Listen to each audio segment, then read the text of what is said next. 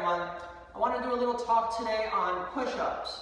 It's a movement that we all know, we've all tried, and many of us feel that we can't do push-ups, but there always is an appropriate level for everyone. It's also the type of exercise that's great to get yourself strong very, very quickly. Push-ups strengthen our triceps, our deltoids, our pectorals, and if done properly, our core muscles as well. So let's start in a neutral position. We'll bring our hands to the floor, our knees to the floor, and keep your toes tucked. Now, one problem people create in this position is they wing their shoulder blades too much. They push their shoulder blades out through their body, through their shirt a little bit. You want to try to take your shoulder blades apart. So you're pushing your wrists hard into the floor, your neck can be neutral, and your shoulder blades are more or less gripping your rib cage at the back ribs. Try not to do this. We don't want our elbows to come out to the side. So one of the best things you can do is prepare by turning the inner elbow forward a little bit. So the tip of your elbow is going to come towards your ribs. It doesn't have to scrape along the ribs, but at least not out to the side. That can injure your shoulder joint, especially if you're a little older and haven't done this for a while. So once we have that position with the long finger pointing forward, the toes tucked, also tuck the tailbone a little bit, lower back flattening slightly, and try to bring your body weight forward. You don't want to come straight down. We don't want to have our chest coming right between our thumbs like so.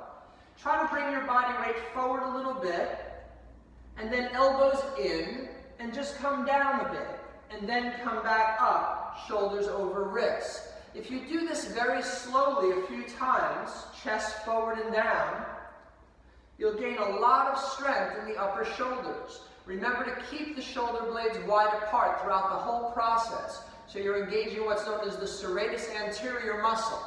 The serratus goes all the way to our front rib cage and starts all the way back here behind the shoulder blade.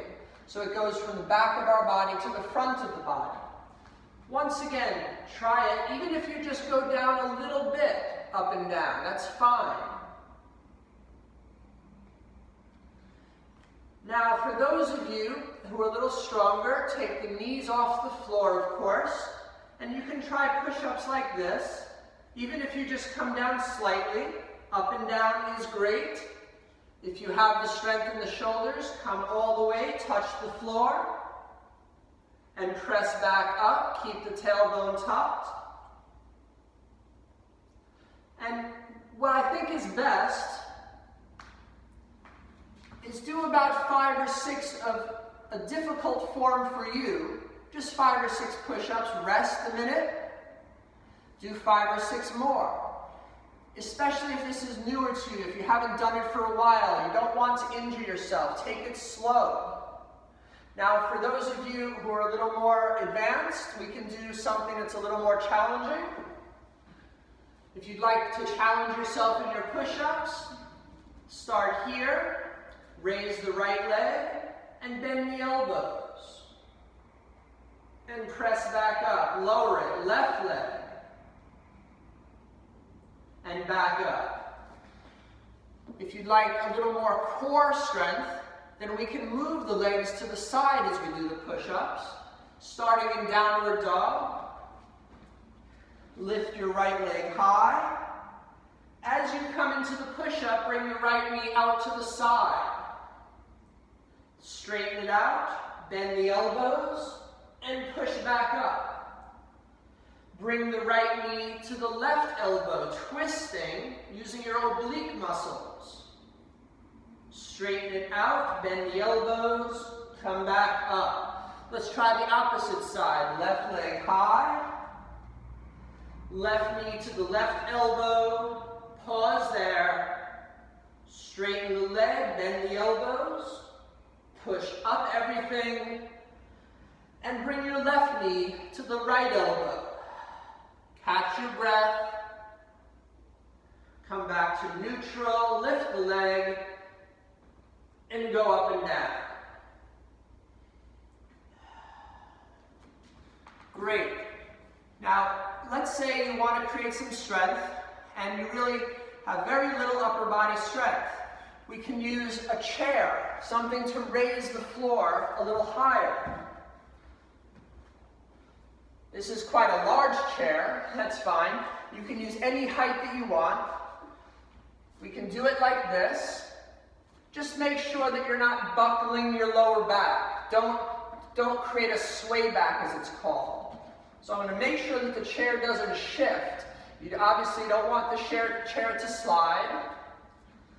Find a nice straight spine, and you can do push-ups like this. One after another, gaining a lot of strength where the strength is needed. As you get a little stronger doing it that way, take a lower grip.